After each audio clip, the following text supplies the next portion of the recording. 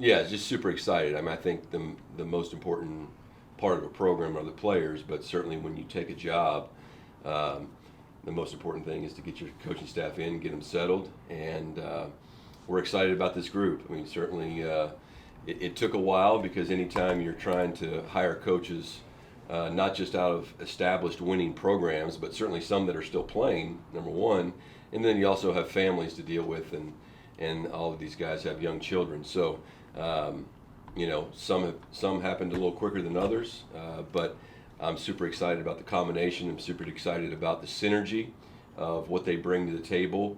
The youth, and a guy like Michael Early, who's 34 years old. I believe Nolan's about the same age as well, and Nate, who's been around a while, like myself. So just really excited, and I think that's going to show up on the field. In effect, to making good choices and having good daily routines that help you become the best player you can become the best person you can become. And then as the head coach, it's my job to hold everybody accountable to that. And that's what I've told the players, the ones I've gotten a chance to meet, whether it be in person. Really good series. Is that just one more example of what you all signed up for, you and your new coaches as well? Yeah, it's exactly what we signed up for because, I left a super comfortable, situation, and there were definitely things left to do at TCU, and I'm sure they'll do a great job of working towards those goals. But for me, it was about let's see what we can do in the SEC West, and I'm not naive enough to think that it's going to happen overnight. Surely hope it does, but I think the first laying the groundwork of a great staff, which is either A, going to help attract good players, and B, develop good players. And then it just puts us in the conversation. I mean, all of those teams are still going to be doing the same thing. It's not like we're leapfrogging anybody. We're just getting ourselves in the conversation so that we can be competitive and give ourselves a chance to win, and then just see how the ball bounces. Coach, these guys you're bringing in, were these all guys that you were, or let me put it this way, did you consider any other guys, or were these guys the guys you were targeting right away? Some of them were guys I was targeting right away. Others were guys that I had to learn about during the process. They were certainly all on the list because they're the best of the best at what they do. Then it was just a matter of trying to make things happen. And we talked to some people where the situation wasn't going to work out to come here. But it's amazing how, especially my personality is, I think about these things 24/7. So I'm fretting over this or I'm fretting over that, and at the end of the day, man, it fell right in order, kind of the way that you would want it. So I'm super excited.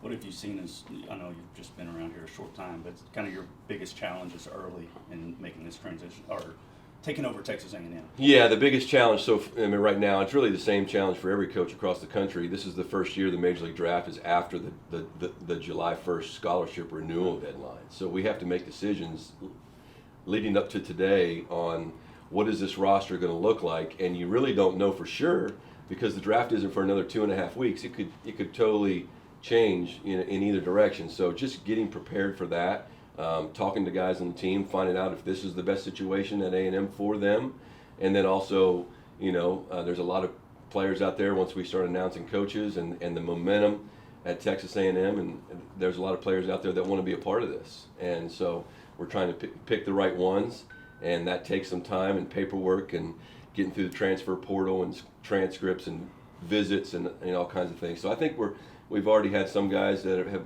made the decisions to come here that people have heard about, and we're excited about them, but there's going to be more, and but we're also excited about some guys on the team that are coming back, and so we'll eventually, after the draft, once it all shakes out, it's still going to be crazy. The month of July is going to be insane because between the portal and the draft being so late, frankly, the NCAA's put us in a really tough position. Baseball as a whole, we've asked to push the July 1st date back to August 1. We asked for a waiver for that this year, but they denied it. So maybe that's something we can get in the future. But it's a crazy time right now. Things are changing by the minute.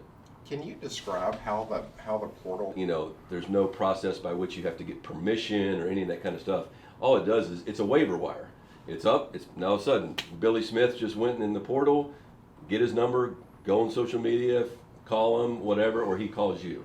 And so I have, 2 people on staff that literally are monitoring that by the app, by about every 30 minutes. Wow. And, because these things will happen quick, and sometimes, the decisions, it's already set up for him to go somewhere else, and other times, he's gonna take a look at some things. So we have some guys coming on visits in the next couple weeks, that we hope that we can, make Aggies, but, yeah, the portal has certainly, it's made things interesting. You have to assign people on staff, kind of like in the big leagues, to check that waiver wire to see who has become available.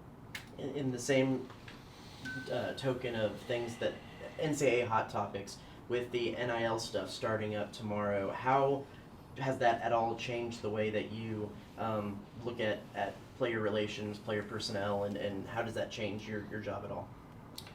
Frankly, I haven't put a whole lot of thought into it because I don't know how that's going to affect college baseball too much. I mean, certainly coming to Texas A&M and being the SEC West going to provide a player a lot of exposure. But that's not a thought process for me, at least right now. I don't know enough about it to say, and I don't think anybody knows enough about it to say. I'm supportive of it because I think in a sport that is the most under scholarship sport in all the NCAA, if a guy can earn $200 by going and signing autographs at a birthday party, then I think he should be able to do that. But for me, right now, our focus has just been on getting some players in here and helping those guys develop. And I want to make sure I say, make the guys that are returning, making sure they feel really excited about the direction of the program. This isn't about just new players. This is about returning players getting back here, like Logan Britt and Taylor Smith and Kalai and Nathan Detmer, and and way more than that. Guys that I've been able to either watch on video or even go out and see. And so we're excited about what those players can do to get us back where we need to be. All good? Yes, sir. All right, thank you guys for coming out.